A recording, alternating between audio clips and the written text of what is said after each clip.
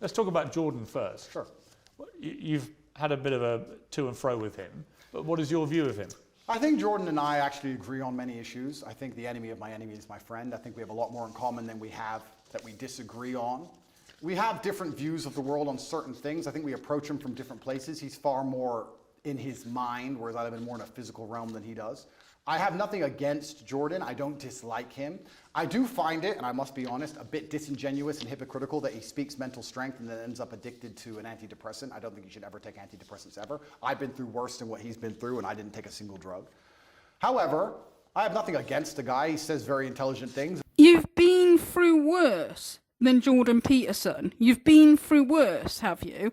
Okay, Jordan Peterson, I believe, his daughter, when growing up, she had like serious health issues, and they thought that that they might actually lose her, that she might actually die young. Okay.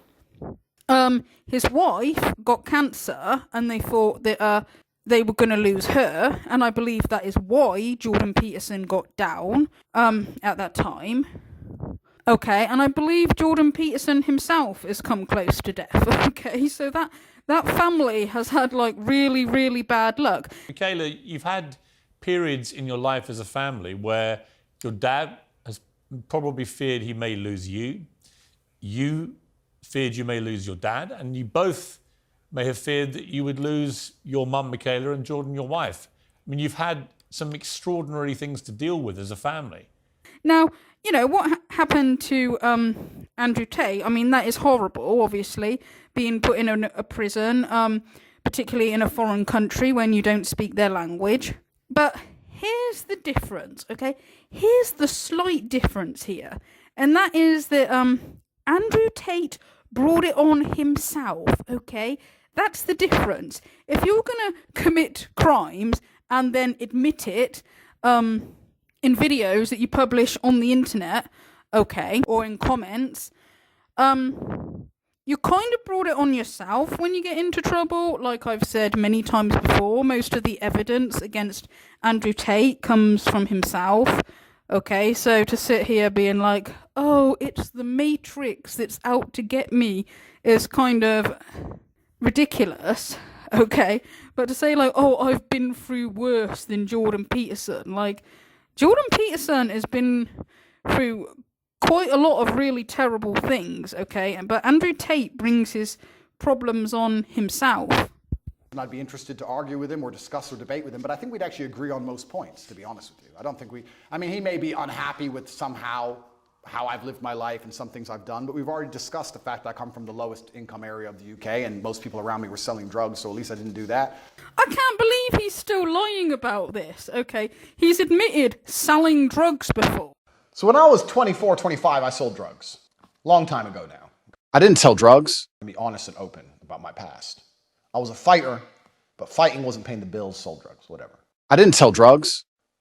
So I'm selling drugs. I didn't sell drugs. I didn't really like selling drugs. I didn't sell drugs. I didn't like the anxiety. I didn't like the idea of getting caught. I didn't like the violence, the stabbing. Someone tried to stab me. I didn't sell drugs. And like I've said before, right, I am like fed up with this victim mentality of going on about how he came from a poor background. I'm fed up of that because he does nothing but brag about how much money he has, about his fancy cars, about his yachts, and all that kind of stuff that he got through scamming and conning people, okay? Specifically looking at Andrew Tate, he once explained that for a long period of time, he didn't have any money. When he was 27, he earned his first $1 million.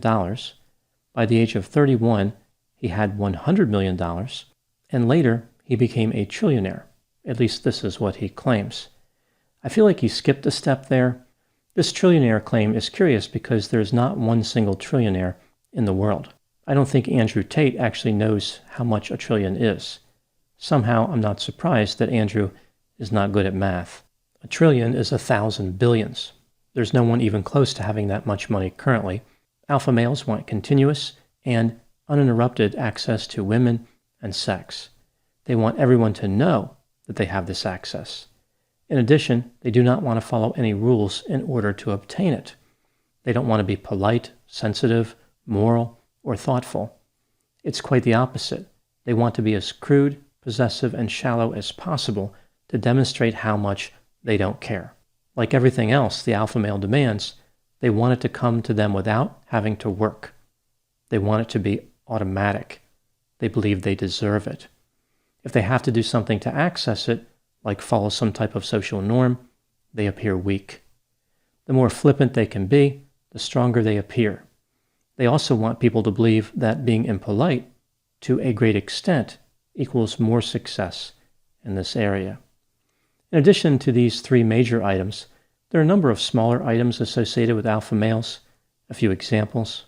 They have an affinity for poorly designed tattoos, shirtless photographs, alcohol, wearing sunglasses indoors, tropical locations, a contempt for higher education, and political views that, for the most part, are extremely far to the right. This would include Andrew Tate.